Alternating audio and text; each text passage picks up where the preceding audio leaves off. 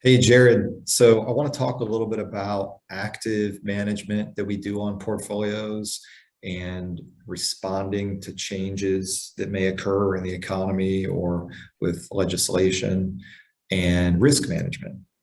And I'd like you to talk a little bit about some of the things that your firm does and that we do together in client portfolios to navigate those environments.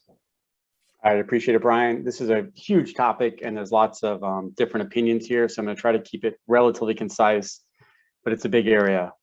There's a big conversation between active versus passive management and what's best for clients and what's best for portfolios over long periods of time. I think of active management a little differently than some people. I don't think of active management as, what's going to happen in the market next week or next month. I'm going to predict that and adjust my portfolio dramatically because of some short-term change. Our clients are really focused on long-term goals and objectives.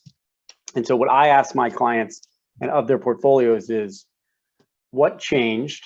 So you use the example of legislation. Maybe there's a tax bill that comes out and dramatically changes the tax landscape. What changed? How does that affect my long-term strategy? So for example, if there was an increase in taxes to qualify dividends, that might affect my projections for after-tax returns and might signal a change in my portfolio, because what I'm looking for is what are the long-term expectations for risk and what are the long-term expectations for return, and adjusting the portfolio accordingly. Another example of how I would tactically adjust a portfolio actively to a changing market environment is income.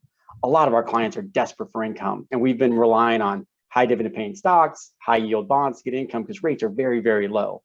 If rates increase dramatically and there was a higher, individual interest rate for investment grade bonds, it might tell me to say, hey, for these clients, I should give them more high quality bonds because now we're getting the yields they need and the income they need that they were getting from high dividend paying stocks, but now they don't have to take that risk.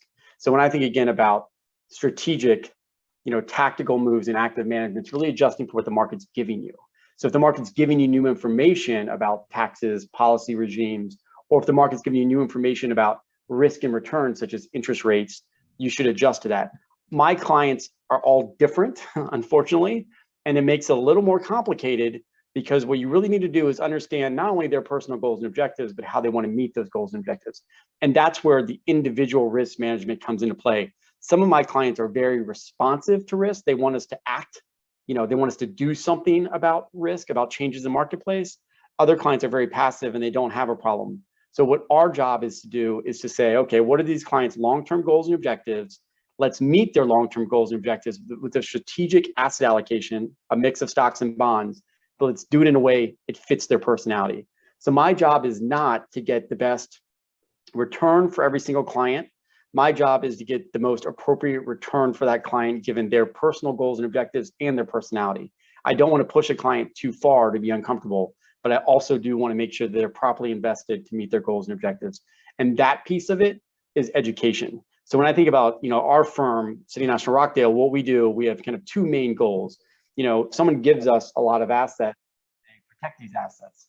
So our first job is to protect these assets. And that's paramount. Most of our clients, they want performance. They're concerned about goals and objectives and income and growth, but they're really concerned about taxes and preservation of assets. And the second piece of what we do is, we protect these assets and manage them. The second piece is we communicate and we educate them. This is what we're doing. This is why we're doing it. This is why this asset allocation, why this strategy is set up to meet your goals and objectives. And that education tends to give the client the appropriate knowledge to reset their risk appetite and therefore be comfortable with the path their portfolio is taking. And so they can sleep easy at night and we can make sure that they meet their goals and objectives over a long-term period. Cool. Well, thanks again for being with me today, Jared. I think that's great information.